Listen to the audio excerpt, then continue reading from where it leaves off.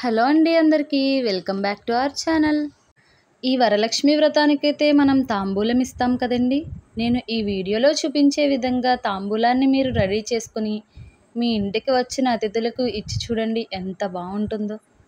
చూసారు కదండి, square shape వచ్చేలాగా బ్లౌజ్ పీస్ని ఫోల్డ్ చేసుకుని ఈ విధంగా అయితే మడత పెట్టుకోవాలి. చూసారు కదా, ఈ విధంగా ఇలా అయితే మడత పెట్టేసుకుని చాలా ఈజీగా అయితే చేసేసుకోవచ్చు. మనం తాంబూలంలోకి తమలపాకులు, పువ్వులు, పసుపు, కుంకుమ ఇస్తాం కదండి. అవన్నీ లోపల పెట్టేసుకుని డబల్ ప్లాస్టర్తో మనం దీన్ని అంటించేసుకోవాలి. చూసారు కదా, ఇలా అంటించేసుకోవాలి. పైన ఇంకొక డబల్ ప్లాస్టర్ అంటించుకుని దానిపైన ఒక రోజ్ ఫ్లవర్ పెట్టుకుంటే లుక్ అనేది చాలా చాలా బాగుంటుందండి. చూసారు కదా ఎంత బాగుందో. ఇలాంటి మరిన్ని వీడియోల కోసం ఈ వీడియోకి ఒక లైక్ చేసి మన ఛానల్ని అయితే సబ్స్క్రైబ్ చేసుకోండి.